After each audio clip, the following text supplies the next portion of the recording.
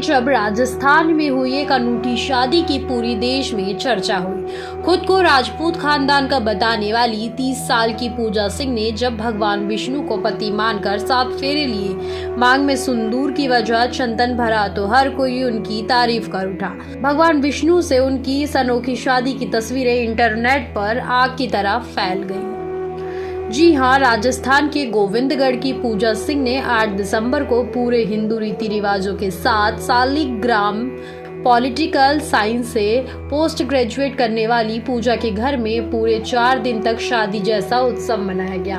उन्होंने न केवल हल्दी की बल्कि मेहंदी, फेरे और विदाई भी विधि पूर्वक रस्म निभाई।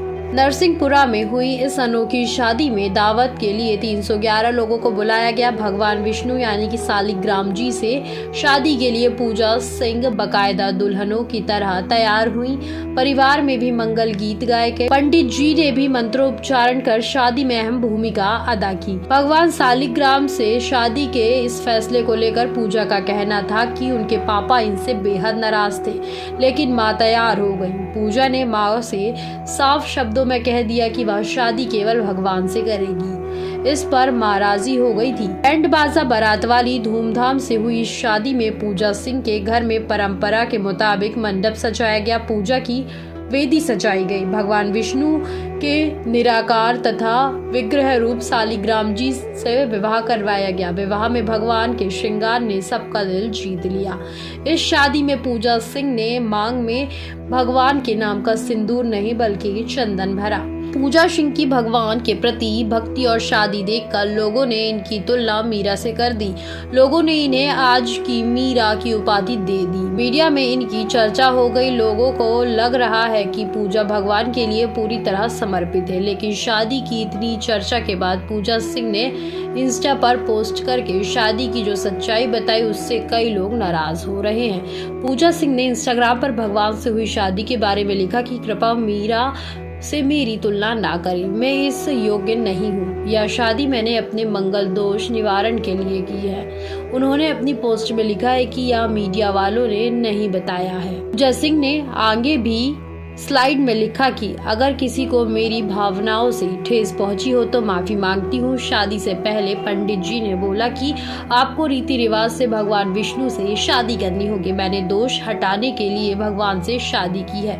यह भी सच है कि मैं शादी नहीं करना चाहती थी, लेकिन मीरा से मेरी तुलना ना करें, मैं इस योग्य नहीं हूँ। क्या आजीवन इनको पति के रूप में मानोगे? जी बिल्कुल, वो हमेशा मेरे पति रहेंगी, जिंदगी भर जब तक जीवन रहेगा। और हिंदू शास्त्रों में तो विवाह विच्छेद का कोई कुछ भी लिखा हुआ नहीं है ऐसा कि विवाह विच्छेद होता है। तो आजीवन मैं उनको अपना पति स्वीकारती हूँ, और शादी के दिन से ही और अपनी मृत्यु तक। शादी जैसे हिंदू रीति रिवाज होते हैं जिसमें संगीत, हल्दी, फेरे, मेहंदी, वो सब कुछ हुआ और काफी धूमधाम से हुआ। मेरी इच्छा थी कि जैसे और लोगों की शादी होती है वैसी ही मेरी भगवान से साथ शादी हो।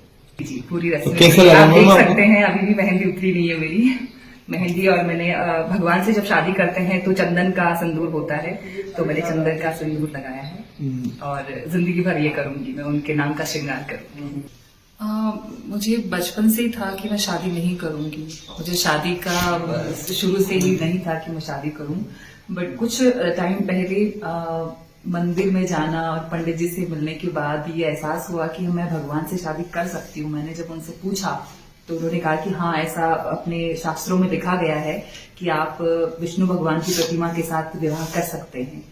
तब मुझे लगा कि भगवान से शादी करना उत्तम रहेगा, तो मैंने भगवान से शादी करके अपने आप को उनको समर्पित किया। हाँ, थोड़ी सी समझाइश हुई थी घर में कि समझाया गया मुझे कि किसी लड़के से शादी करना है। और तो मम्मा से जब मैंने कहा तो मम्मा ने कहा कि चलो ठीक है, अगर नहीं करनी है इससे बढ़िया है कि मैं भगवान से शादी करूं।